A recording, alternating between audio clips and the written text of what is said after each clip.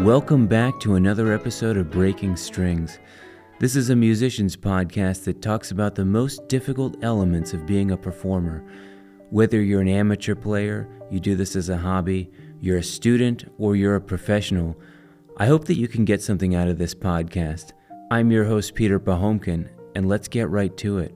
This is part 2 of my interview with multi-instrumentalist and successful YouTuber Brandon Acker. Brandon, one of the most impressive things about your YouTube channel is that it's sort of counterintuitive to me how the channel grew. Instead of branching out into more general kind of genres with the guitar, you're focusing on more niche instruments like the baroque guitar, the theorbo. I was just wondering if along the way anybody tried to sway you to do the opposite. Did anybody try to tell you that you need to do fingerstyle covers or you needed to do something that was currently trending on YouTube to make the channel more popular? You know, I think that when I got into classical guitar, because I started playing in rock guitar, rock and metal bands, and I thought that was my thing forever. Then I got into classical music, and I remember thinking how niche it was, how it's amazing that you can walk around and tell someone you play classical guitar, and they go, "You play what?" They actually don't. A lot of people don't even know what classical guitar is referring to. So there's already that. I thought I was entering a niche world there, but then I doubled down and went even, more extreme into the past with baroque guitar and lutes. At the same time you think you're going too niche, what you're doing actually is you're carving out a bandwidth, which more about than most people, and just by the nature of it being so niche.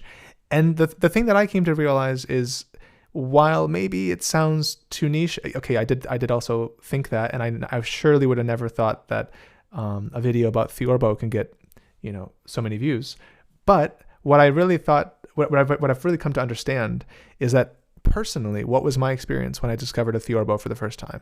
I thought, this thing is crazy cool. It's a 6-foot tall lute that I had no idea existed. Why doesn't everybody know about this? Listen to the basses. Listen to how they sound.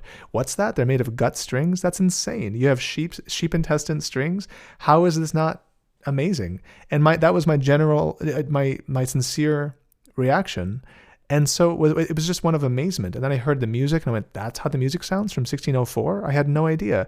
How does it look? Oh my God, it looks amazing. I'd never seen anything like that. And that was all sort of my authentic reaction. And then when I realized, as I would do concerts, as you mentioned, like house concerts and stuff where you really get to interact, and then every single concert I played, even if it was with a big orchestra or an opera, at the end of the show, everybody's up front asking about my instrument. I see their eyes light up. So I realized, well, look at the reactions. Look at the questions people have. Look at my reaction. This is something that actually, it's so niche that people don't even know what it is. And so I actually have the privilege of saying to the world, hey, check this thing out, knowing in advance that it's cool. A theorbo is awesome to look at. It's a beautiful thing. People don't even somehow missed it. It's amazing to me that it's not still a mainstream instrument. And I just think I have the privilege of being the one with the megaphone to say, check this cool thing out. So actually digging down to find the right niche in this moment helped me, as opposed to saying something new and interesting about Eric Clapton, which is actually a bigger challenge because there's a lot of people talking about that, or with channels that are similar. So you're fighting a bigger audience in that way, and whereas there was no competition with talking about theorbo, and I think it had every right to be talked about. It just wasn't, the conversation wasn't happening. So that's how I think about it. So one of the things that really shapes the content of this podcast is the listeners that write in. A lot of them experience some of the similar problems and obstacles that I talk about on the show. Brandon, I wanted to hear your take on one of these listener letters. Mordecai wrote, I'm an undergrad, and I had my junior recital in April. I've always struggled with performance anxiety, as I feel I have to live up to the expectation that the audience has for me. I have always struggled with my self-image, so being expected to play well by my peers makes me feel like I can't let them down, which makes me more nervous. So for my junior recital, I tried breathing techniques all day. And as I sat down to play, none of it helped. I opened with the piece Woven World by Andrew York, which is a fairly easy piece. but my hands were shaking so bad I could barely get a single note out. I remember thinking, I couldn't let my performance continue this way. And I distinctly remember telling myself to get yourself in gear. And as the performance went on, I started to get more comfortable. But man, those first 10 seconds were an absolute nightmare. Brandon, have you ever gone through something like this? Absolutely. Well, hey, Mordecai, I totally relate to this experience, and I've had that exact experience more times than I can count, unfortunately. I've thought a lot about this, more than most people I've talked to, because I've had a hard time with stage fright. This is not something that musicians talk about very openly. I hear more of it now than ever, but I think people are afraid to show their vulnerability. They're afraid to show their humanity on the issue. I'm definitely planning an extensive video on this subject because I've thought so much and read so much about it. We could do easily a whole podcast on this subject, but here's some quick tips. The first thing is to know you're not alone. Even people who play their entire lives touring the world have butterflies and have shaky hands and doubt and all this other stuff. So this is a issue that is very ubiquitous, you could say. I've given hundreds of concerts for more than 10 years. I mean, for longer than that, but professionally for 10 years. Every year I give hundreds of concerts, and every single concert I deal with this. So here are some things that really help me. First thing you mentioned are breathing exercises. Those are indeed essential. I found I do 4 seconds in, a big breath. They call it a Buddha belly. Make it swell your belly as big as you can. Hold it for 7 seconds. Out for 8 seconds. And I do that as many times as I can even manage before the concert, and even while I'm tuning. While I walk on stage, I'm doing it, and even during a piece. You can just feel your belly swell and then hold it for a second and release. Basically, every single time I feel a little anxious, I can tell myself feeling a little fidgety and very twitchy, and my belly starts feeling the butterflies. I do this because I think what happens is your fight or flight mechanism is being triggered, and basically, without knowing it, your body thinks it's about to be attacked by a lion or something. So what you're doing is your body is preparing for something extreme. And so you start to have physiological effects. That's the weird stomach sensations. That's the shaky hands, the sweaty palms, all that stuff. There are reactions. And one of the first things that happens when you start feeling anxious is you stop breathing well. So in my experience, if you start with the breath always, then that's the first thing. Because when your body can tell you're not breathing properly, that's when things start to shut down and things go downhill really fast. You can even have blurred vision and not be able to see your music, and things can go really downhill. So breathe. That's the first thing. It sounds like you did that though. So what do you do besides that? The one thing that really helps me is they call bananas a natural beta blocker. Scientifically, I don't know if this is true, but for the longest time now, I've been eating a banana about 25 minutes before I do a concert, and it somehow always makes me feel more relaxed, whether it's a placebo or not. In the moment, trust me, you don't care if it's a placebo. I'm very happy to have my banana. And when I don't have one, I somehow am more nervous. I think, I didn't have my banana. Maybe it's just a kind of a ritual. Maybe it's a mindset of this thing makes me ready for the concert. Whatever it is, I can promise you that it makes me more relaxed and more confident to go on stage. Another thing is that you can never beat preparation. So if you didn't practice enough or practiced poorly, perhaps you performed the piece a lot, but you actually didn't fix the problems, nothing can help you in that moment. I always think, however you can play at home, you're going to play about 90% as well on stage. So you just have to accept that adrenaline, is going to affect your performance a little bit. But if you really can't play the piece well, if you can only get to 90% of the performance you want, well, then you can get quite a lot lower, actually. Another thing is, before a concert, I really struggle. I can't eat food. It makes me, I feel maybe a little bit nauseous sometimes, especially if it's a big pressure event. I make myself eat something, and usually I can manage fruit. So banana, even maybe 2 bananas and maybe some fruit or something. But find some food that you can eat, and make sure you don't perform on an empty stomach, because that can contribute to the shakiness. Also, make sure you're hydrated. And then the last thing I'll say on the subject, even though I could go into depth on this, is that I found that mindfulness has really helped me, mindfulness meditation, because it's a skill to stay in the present moment. And what happens is you distract yourself by thinking about what is the audience thinking. What about that mistake I made 30 seconds ago? Oh, I can't believe that I made that mistake. Here comes another one probably because this section's so hard. And you mentally sabotage yourself.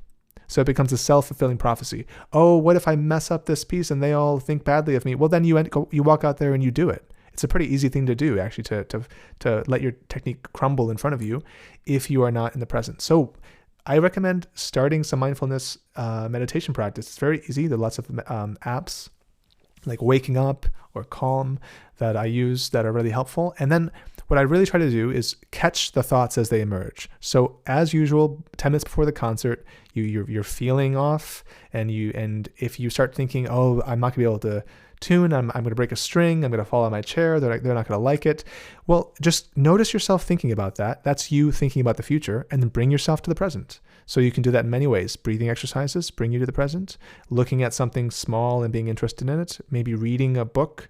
Even distracting yourself with a game on your phone or something the 10 minutes before you go on stage can be helpful, just so you're not sitting there anxiously thinking of all the things that could happen that could go wrong.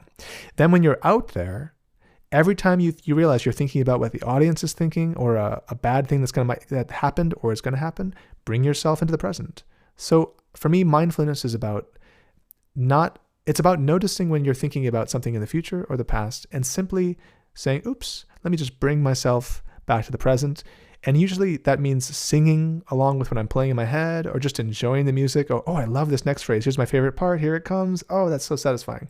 And just every time you notice you split off and start worrying about the past or future, you just bring yourself back. And that's really, really helped me a lot. So I'll leave it there, but it's a really ongoing struggle for me. I had a concert yesterday, and I got a little nervous. The first couple of minutes, I was, of course, thinking about doubtful things, but then I just kind of centered myself, thought about, aren't I lucky to be here with this audience who's appreciating this music? Everybody's here to enjoy, so why not me? Why am I having a bad time worrying if everyone's here to enjoy? I'm going to take part in the enjoyment. So I'm just going to have fun now and risk not doing well. And here's the thing. Even if you make a mistake, no one even notices it 90% of the time. So give yourself a break, be nice to yourself, and have fun when you play a concert. It's no one's sitting there wanting you to do poorly, and no one's counting your notes to see how many you got right. So have fun, enjoy it, and try out those different methods I spoke of. I hope something in there will help you. Wow, thank you so much for such a detailed answer. We definitely have to do this again. It's been an honor having you on the show. Well, I totally agree. Let's do another one, and let's keep that conversation going. I think it's a really important topic that we need to sort of demystify, because I do think people think that you get better and better and more experienced in playing concerts, and this kind of thing just goes away. Well, if it goes away at all, it's certainly not an accident. This is a skill. Being present is a skill. Performing well under pressure is a skill. There's nothing normal about sitting in front of an audience and doing something extremely complicated in silence. That's scary. So, we have to develop these techniques to make those moments not only survivable but enjoyable, to keep doing this as a career. You can check out Brandon Acker's school at www.arpeggiato.com. You can also check out his beginner guitar course at www.classicalguitar-pro.com. Before we sign off this week, I also wanted to respond to Mordecai's letter. Something that really stood out about your letter was that you were doing a lot of breathing techniques all day. I think that because we're not in the right headspace on the day of a performance, we can compulsively start doing things that we don't normally do. One of those things could be over-practicing.